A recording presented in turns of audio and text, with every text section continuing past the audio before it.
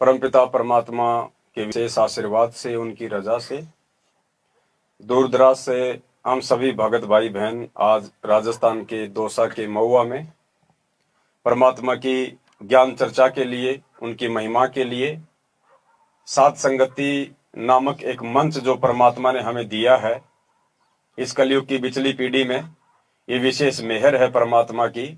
ज्ञान आधार से हम सभी भगत भाई बहनों को एक मंच से जोड़ के मजबूत करने के लिए, क्योंकि ये बिचली पीढ़ी है और बिचली पीढ़ी को परमात्मा ने मोक्ष का मार्ग बताया है, मोक्ष का द्वार बताया है। और हर प्रकार से परमात्मा हमें अध्यात्म की, भक्ति की हर वो खुराक खिलाएंगे जो खुराक खाने की हमारी अंदर से हार्दिक इच्छा होगी ज्ञान आधार से। और वैसे भी हमें परमात्मा ने सत्संगों में बताया है कि उस कबीर परमेश्वर का भक्ति मार्ग भीड़ का मार्ग नहीं होता है। मालिक कहते हैं, खोकापुर में काग मिले दिन दोई रे, अरबों में कोई हंस हमारा होई रे। ये संसार विघन की घाटी, कोई निकलेगा बिरला सूर। और परमात्मा फिर कहते हैं, आदरणीय गरीबदास जी महाराज जी के माध्यम से परमात्मा ने कहलवाया कि दास गरीब कह नरलोई, यो पद चीने बिरला कोई। दास गरीब कह नरलोई, साहिब चीने बिरला कोई। यानी उस परमात्मा को जो मोक्ष दाता है, तारणहार है, उद्धार करता है, वो सबका पिता परमेश्वर है, कहते हैं उसको तो अरबों खरबों में कोई बिरला ही जानेगा, पहचानेगा।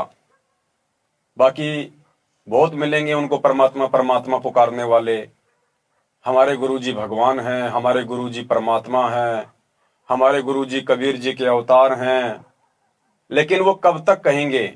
जब तक उनके सारे काम ठीक ठाक तरीके से सतगुरुदेव जी के आशीर्वाद से होते रहेंगे। और जिस दिन उनका 100 में से 1 या 2 कोई भी काम यदि बिगड़ गया तो 650 साल वाली सी जो कहानी है वो उनकी आंखों के सामने घूमने लग जाती है। परमात्मा ने बताया कि जब उस परमेश्वर ने हमारे 100 काम सारे, तब तो हम उसके लिए भगवान थे। और उस परमात्मा ने हमारी जब परीक्षा ली और वो लीला की, उन्होंने हाथी पे बैठकर गंगा जल हाथ में लेके और अपनी ही नाम उपदेशी शिष्या को हाथी के ऊपर बैठाकर उसके कंधे पे अपना हाथ रखकर, तो वही भगवान जो पहले हमारे लिए भगवान था, और जब वो ऐसी लीला देखी परमात्मा की, समझ नहीं पाए, तो फिर सब उनको भड़वा भड़वा कहने लग गए। तो वर्तमान में ज्ञान आधार से परमात्मा हम आत्माओं को तैयार करना चाहते हैं, मजबूत करना चाहते हैं। चमत्कार तो गुरुदेव ने बताया कि सेकंडों का काम है परमात्मा का, सेकंडों का। जिस दिन तुम्हें भगवान समझ में आ गया और ये ज्ञान समझ में आ गया, उस दिन के बाद में वो ज्ञानी भगत उस चमत्कार की उम्मीद नहीं करेगा, ना वो किसी विशेष कोई सुख की उम्मीद करेगा। ज्ञान हो जाने के बाद केवल वो उस परम धाम जाने की ही परमात्मा से प्रार्थना करेगा, इसके अलावा कुछ नहीं मांगेगा। और परमात्मा ने फिर हमारे भक्ति का विधान बता दिया कि जब हम परमात्मा से भक्ति मांगेंगे तो परमात्मा भौतिक सुख सुविधा तो हमें अपने आप ही देंगे। क्योंकि जब हमने भक्ति मांग ली परमात्मा से, तो भक्ति संकटों में तो हो नहीं सकती, भक्ति कोई दुखों में तो हो नहीं सकती। तो भक्ति को सुचारू रूप से करवाने के लिए सुख परमात्मा ऑटोमेटिक देगा ही देगा। इसका उदाहरण दिया हमें पूज्य गुरुदेव जी ने कि यदि हम अपने खेत में गेहूं का बीज बोएंगे तो आपको पशुओं का जो चारा है वो तो आपको फ्री में मिलेगा, मुफ्त में मिलेगा। ये विधान है। और पहले चारा मिलेगा, उसके बाद में आपको जो है वो कणक मिलेगी।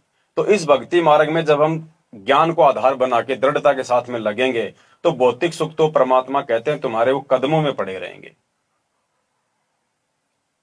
और फिर परमात्मा ने एक बार हमें बताया सत्संगों में कि बहुत सारे भाई बहन यही कहते हैं कि परमात्मा हमें सुख नहीं हुए, हमें सुख नहीं हुए, हमें कोई लाभ नहीं हो रहा। क्योंकि जब दूसरे भक्तों से सुनते हैं उनके इंटरव्यू, उनके विचार, तो बहुत सारे भक्तों को नाम लेते सुख हो जाता है, आराम हो जाता है।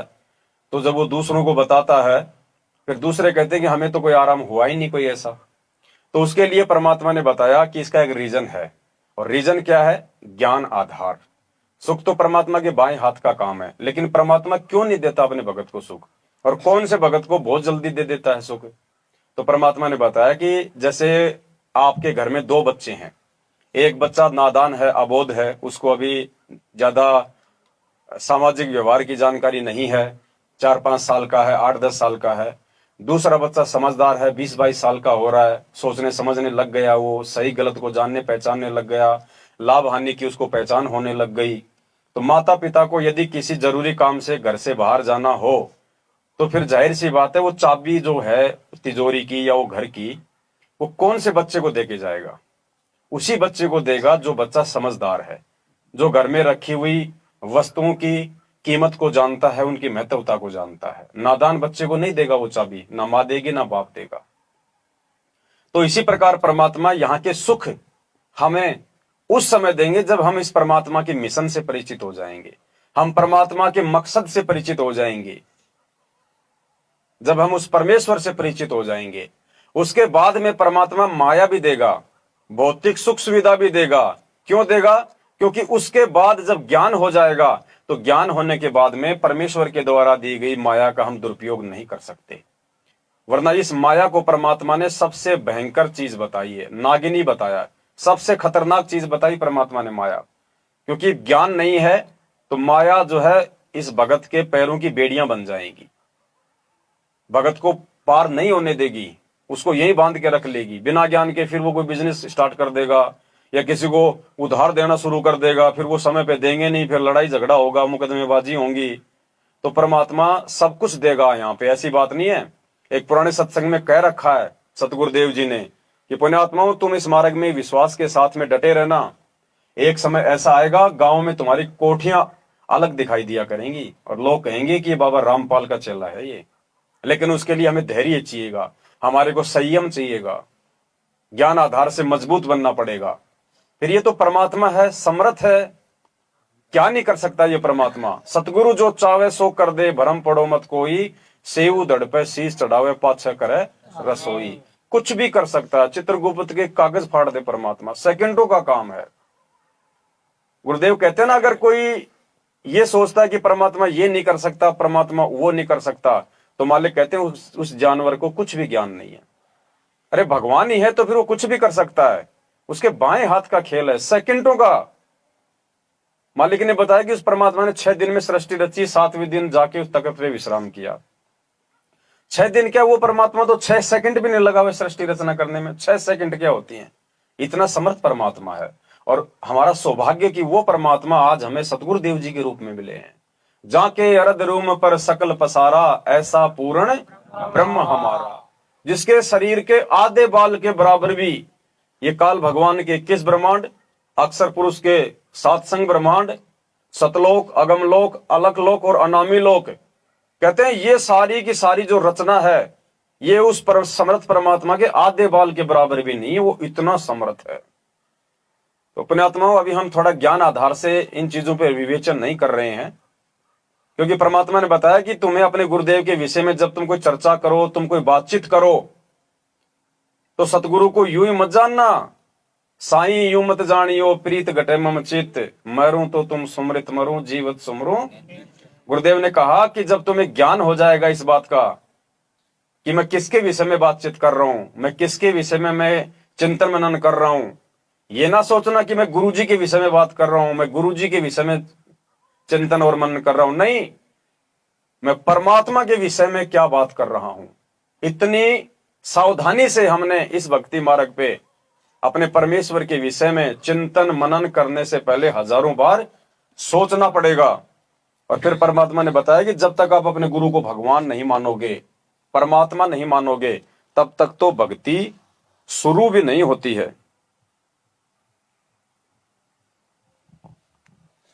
कितने अच्छे से समझाया परमात्मा ने कि अपने गुरुदेव के विषय में कोई चिंतन मनन करने से पहले भी सावधानी रखने की आवश्यकता है।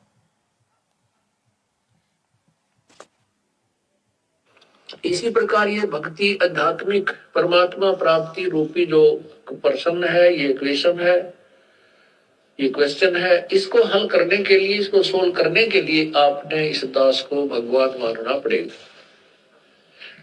तब आपकी आध्यात्मिक क्रियाएं सफल होंगी। जैसे आप यहां से जाओगे, आपने परमात्मा देखा नहीं है, आपने इस दास को देखा है, वो परमेश्वर इस दास का रूप धारण करके आपके समक्ष वहां खड़ा होगा। अब जैसा जिसका व्यवहार इस दास के प्रति यहां है वो वैसा ही करेगा। जैसा आपका इस दास के प्रति आपके मन में दोष या श्रद्धा है वो ज्यों की त्यों वहां होगी।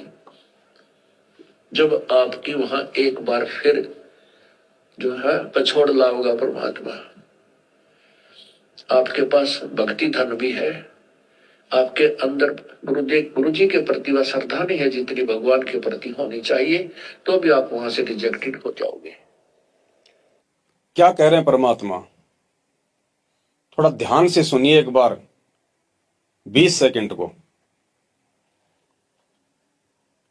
गुरुदेव कह रहे हैं कि आपके पास में सतलोक जाने के लिए जो भक्ति धन चाहिए वो भक्ति भी है आपके पास में, आपने खूब कमाई कर ली। और जो श्रद्धा चाहिए एक भगत को अपने गुरु जी के प्रति, वो श्रद्धा भी है। उसके बाद भी आप त्रिकुटी पे मार खा जाओगे। फिर क्या बच गया भाई? ऐसा सतलोक जाने के लिए जितनी भक्ति चाहिए कह रहे हैं उतनी भक्ति भी है तुम्हारे पास में, अपने गुरुजी के लिए जितनी श्रद्धा चाहिए वो श्रद्धा भी है आपके पास में, फिर भी मार खा जाओगे। कौन सी एक कमजोरी से? अपने गुरुजी को ही परमात्मा नाम मानना।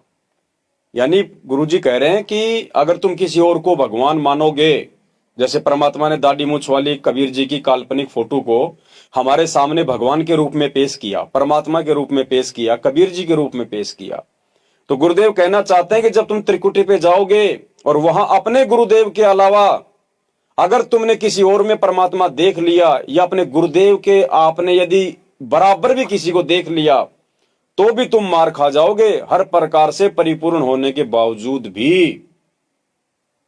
सुनिए, दोष या श्रद्धा है वो ज्यों की त्यों वहां होगी। जब आपकी वहां एक बार फिर जो है पछोड़ लाओगा परमात्मा, आपके पास भक्ति धन भी है, आपके अंदर गुरु जी के प्रति वह श्रद्धा नहीं है जितनी भगवान के प्रति होनी चाहिए, तो भी आप वहां से रिजेक्टेड हो जाओगे त्रिकुटी के ऊपर।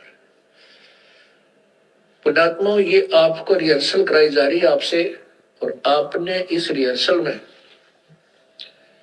इस दास को प्रभु मानकर व्यवहार करना है, परमात्मा जानकर हर तरह की क्रिया करनी है। बोलते समय, चालते समय, अंदर में कोई विशेष गुरु जी के विषय में विवेचन करते समय आपने ये जानना पड़ेगा कि जैसे हम भगवान के बारे में सोच रहे हैं, आपने ये विचार करना चाहिए कि हम गुरु जी के बारे में क्या सोच रहे हैं। नहीं, हम भगवान के बारे में सोच रहे हैं।